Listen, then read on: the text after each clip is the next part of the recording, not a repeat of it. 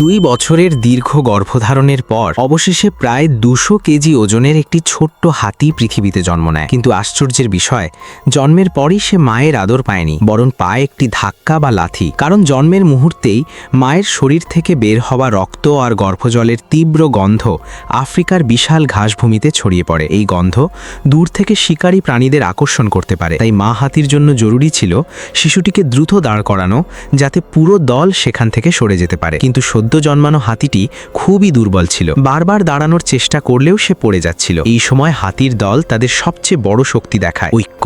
তারা শিশুটিকে চারপাশে ঘিরে একটি নিরাপত্তা বলয় তৈরি করে, যাতে কোনো শিকারী কাছে আসতে না পারে। এছাড়া গন্ধ লুকানোর জন্য তারা সেখানে মাটি আর বালি ছিটিয়ে দেয় এবং কিছু শারীরিক কৌশলও ব্যবহার করে। কিছু সময় পর ধীরে ধীরে কাঁপতে কাঁপতে ছোট হাতিটি দাঁড়াতে সক্ষম হয়। কিন্তু আসল পরীক্ষা তখনই শুরু হয়। আফ্রিকার উত্তপ্ত ভূমি কোনো দুর্বল জীবকে সহজে বাঁচতে দেয় না। বেশিরভাগ পানির উৎস ইতিমধ্যেই শুকিয়ে গেছে, তাই পুরো দল পানির খোঁজে যাত্রা শুরু করে। মা হাতি তার সন্তানকে নিয়ে সবার শেষে হাঁটতে থাকে, কিন্তু ছোট হাতিটির হাঁটা ছিল খুব ধীর, ফলে ধীরে ধীরে তারা দল থেকে পিছিয়ে পড়তে থাকে। জ্বলন্ত সূর্য তার শক্তি আরও কমিয়ে দিচ্ছিল। মা হাতি বুঝতে পারে তার সন্তান খুব কষ্ট পাচ্ছে, তাই সে নিজের পা দিয়ে মাটি খুঁড়ে একটি ছোট গর্ত তৈরি করে শিশুটিকে সেখানে শুইয়ে দেয়, কারণ নিচের মাটি তুলনামূলক ঠান্ডা ছিল। এই সময় মা হাতি তার বিশেষ ক্ষমতা ব্যবহার করতে থাকে। সে পা মাটিতে স্থির রেখে নিচের কম্পন অনুভব করে, যা অন্য হাতিদের দূর থেকে পাঠানো সংকেত। দূরে থাকা হাতিরা তাদের সুর দিয়ে কম ফ্রিকোয়েন্সির শব্দ তৈরি করছিল,